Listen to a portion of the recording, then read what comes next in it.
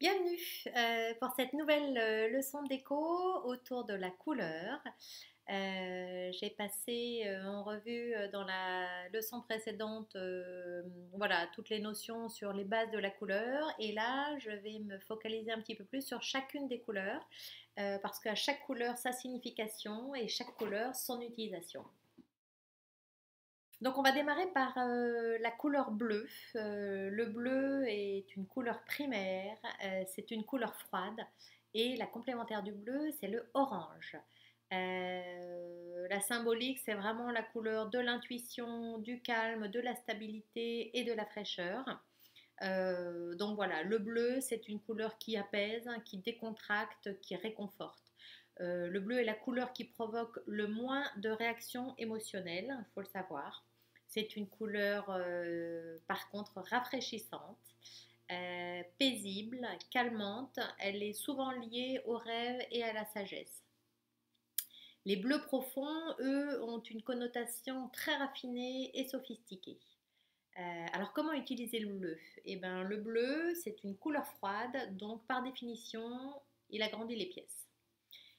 Donc il est parfait pour les petits espaces. Les nuances les plus claires éclaircissent forcément les pièces, euh, donc à utiliser pour des pièces plutôt sombres. Et du coup, le bleu est recommandé dans les pièces exposées par exemple au sud. Et si on souhaite atténuer un petit peu l'ensoleillement trop vif sur les pièces au sud, le bleu va justement permettre de moduler un petit peu la chaleur. Associé à la nuit et au sommeil, le bleu il est parfait dans les chambres parce que c'est une couleur apaisante et qui appelle au repos. N'hésitez donc pas à jouer avec des camaïeux, par exemple, même dans une chambre pour créer de belles harmonies avec toute une déclinaison de bleus, comme vous le voyez sur la photo, des bleus foncés, bleu ciel, des bleus rayés, euh, voilà, des bleus très très foncés. On va avoir pour un univers finalement pas mal de bleus différents qui donnent une très très jolie harmonie.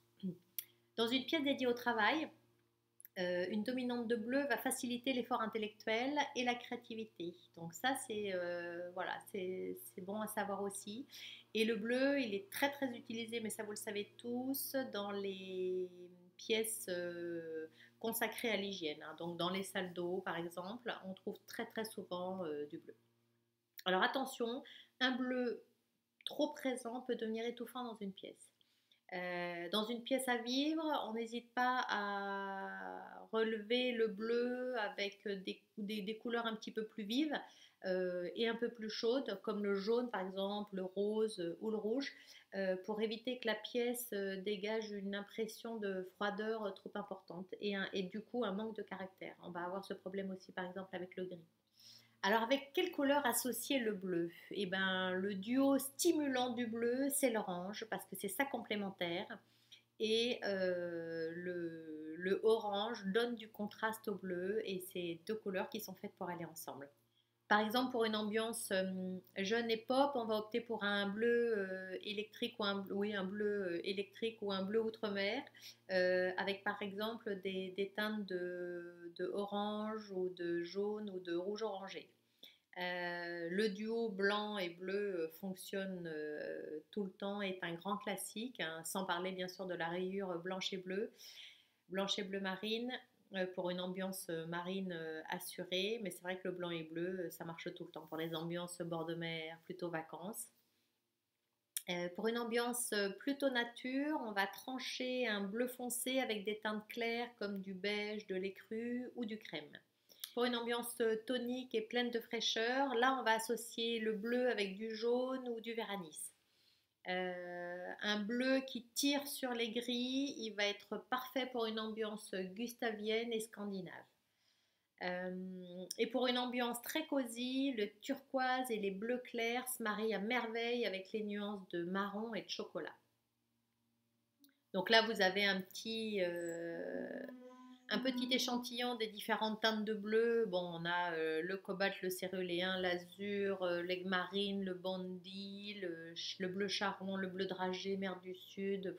Il y en a une quantité, et les bleus outre-mer et tous les turquoises et et les cyans bien sûr et les lavandes. Et un de mes préférés, le lapis lazuli.